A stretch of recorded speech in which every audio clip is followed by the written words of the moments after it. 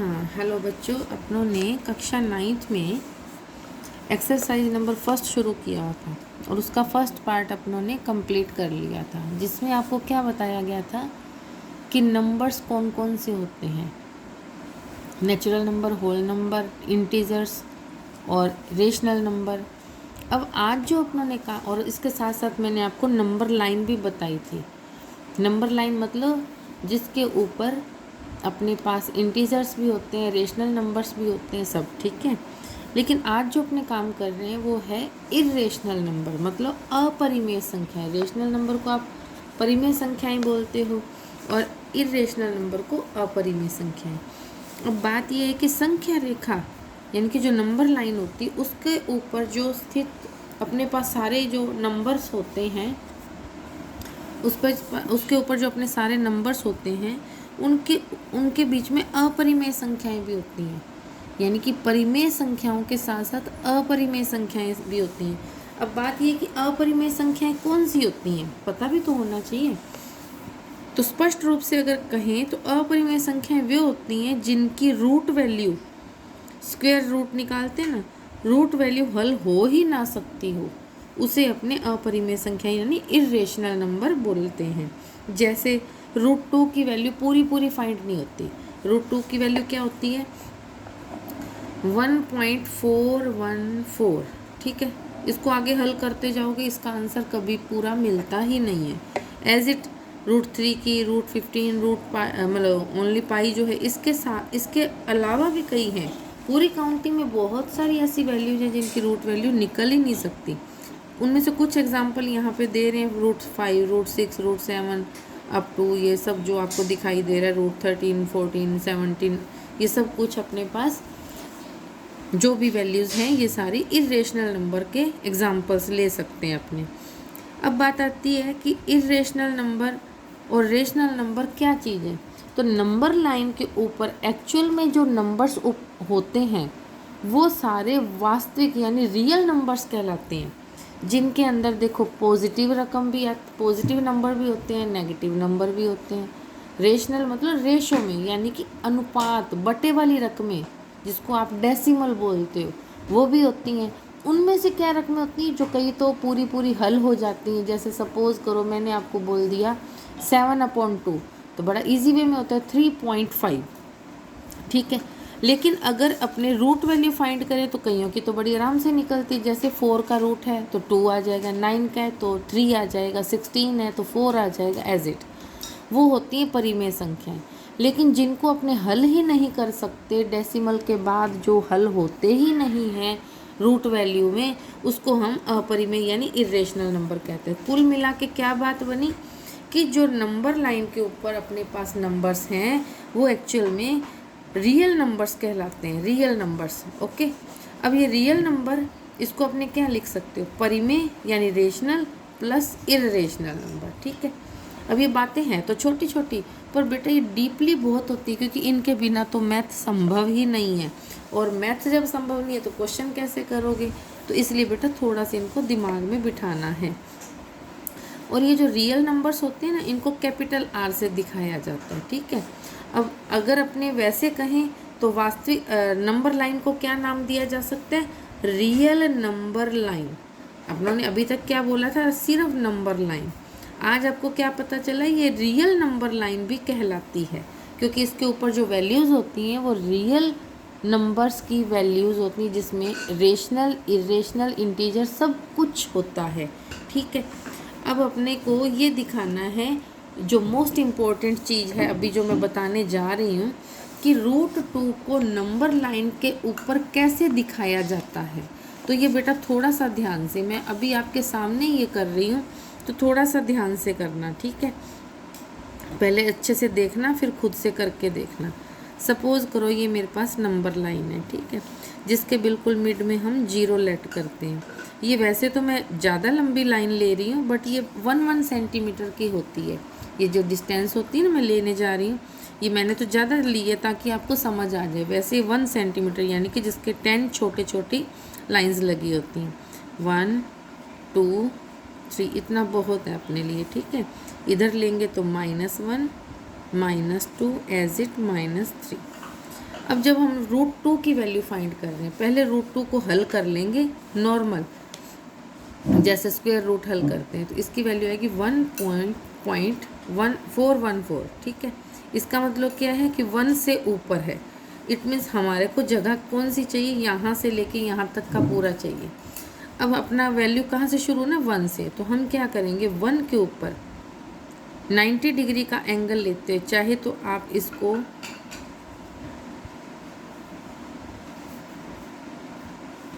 D से, D समझते हो,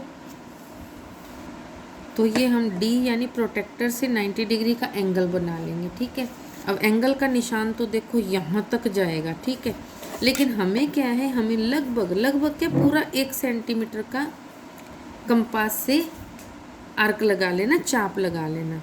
अब ये जो पॉइंट आया है ना बेटा, इसको आप 0 वाले पॉइंट से मिला दोगे। मैं दोबारा रिपीट कर रही हूँ जो मैंने अभी थोड़ा सा बनाया है।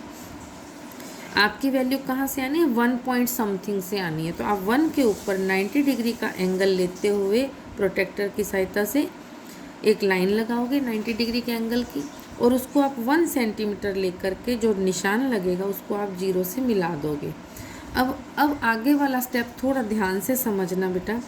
यहाँ पे आपको कंपास की कॉर्नर रखनी है, जो अपने निडल होती है ना कंपास की, उसको यहाँ पे फिक्स करना है, और इधर से आपको पेंसिल से नाप लेना है, मेज़रमेंट करना है, लेकिन उसको उठाना मत पेंसिल को।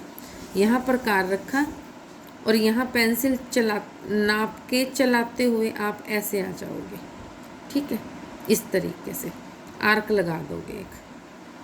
तो ये अपना जो वैल्यू आएगी ना, ये एग्जैक्ट 1.414 कह सकते हैं। वैसे तो क्या है कि स्केल से नापते तो 1.4 तक ही नाप सकते हैं, इसके ऊपर नहीं नापा जा सकता, क्योंकि डिजिट जो है डेसिमल के बाद 1 टाइम ही ले सकते हैं स्केल पे।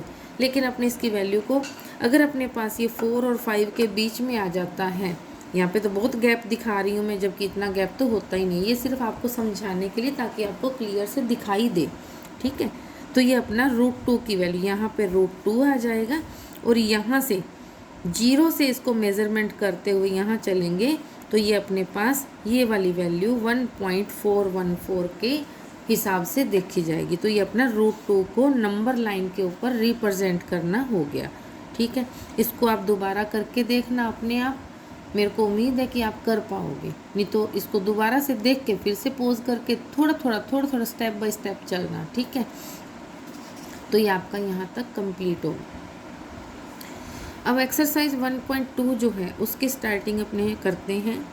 पहला क्वेश्चन है, फर्स्ट क्वेश्चन जो है उसने पूछे कि प्रत्येक यानी सारी अपरिमेय संख्या एक वास्तविक संख्या होगी। अपरिमेय संख्या मैंने क्या बताया था आपको, जिसकी रूट वैल्यू पूरी फाइंड ना हो सके, तो ये नहीं होगी।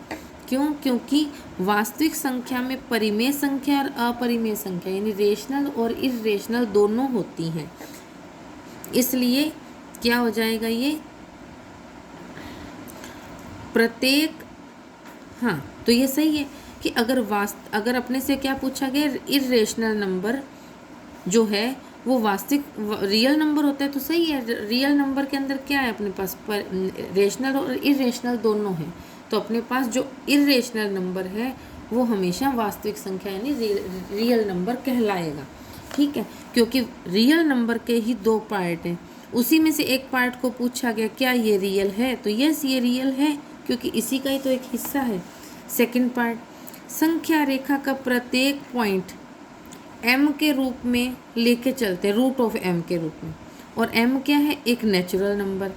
तो क्या ये सही है? ये सही नहीं होगा। क्यों सही नहीं होगा? क्योंकि संख्या रेखा पर नेगेटिव संख्याएं भी होती हैं, नेगेटिव इंटीजर्स होते हैं, परंतु जो अपनी नेचुरल नंबर होता है वो कभी भी नेगेटिव नहीं होता। नेचुरल नंबर जो मैंने आपको n इक्वल बताई थी काउंटिंग, यानी 1 2 3 अप टू एंड तक।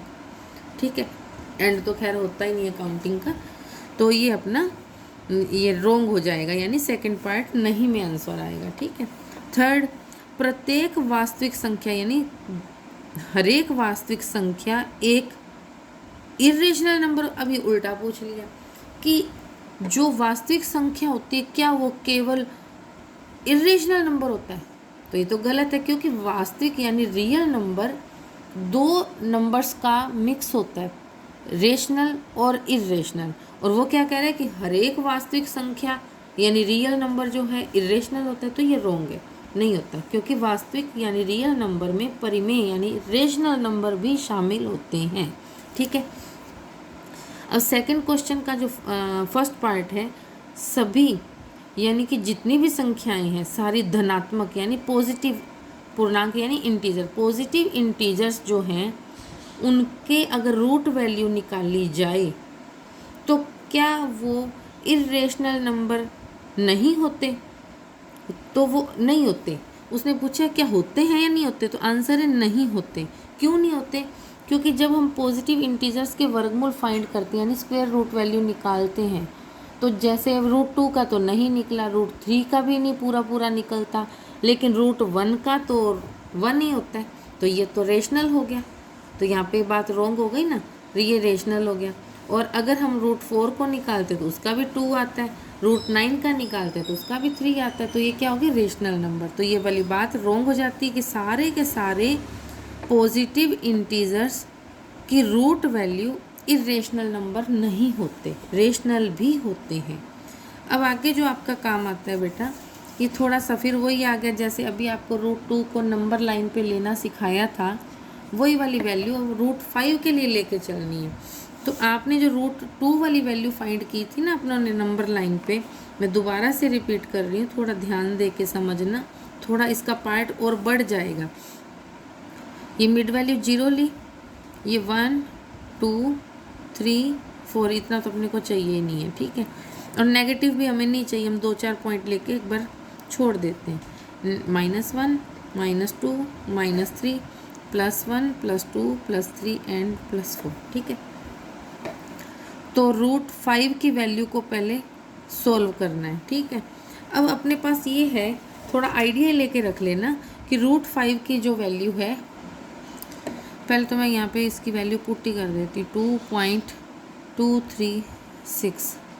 इसका मतलब क्या हुआ कि हमारी जो वैल्यू आनी चाहिए 2 से ऊपर, यानी कि 2.5 से कम। तो हम ये हल्का सा मार्क लगा के छोड़ते हैं ताकि खुद को चेक कर सकें। अब बात आती है कि इसको लेना कैसे है, तो थोड़ा सा प्रोसेस अच्छे से समझना। फर्स्ट ऑफ ऑल हम क्या करेंगे, 1 के ऊपर वही 90 डिग्री का एंगल बना के 1 सेंटीमीटर का चाप लगा देंगे। अब यहाँ पे 0 पे जैसे मैंने पहले प्रकार की नीडल रखनी बताई, वैसे आप इसको करना। नीडल यहाँ रखना, पेंसिल का यहाँ से माप करना और उसको माप लेते लेते यहाँ पे घुमा देना, तो ये 1.4 की वैल्यू यहाँ पे आ जाएगी। ठीक है। अब इसके बाद आपने इस नोटबुक को थोड़ा सा ऐसे घुमाना है। कैसे घुमाना है ये ज़रा सुन लो कि ये अपने पास ये जो लाइन है, इसके ऊपर हमने पहले ये 90 का कोण बनाया था, 90 डिग्री का।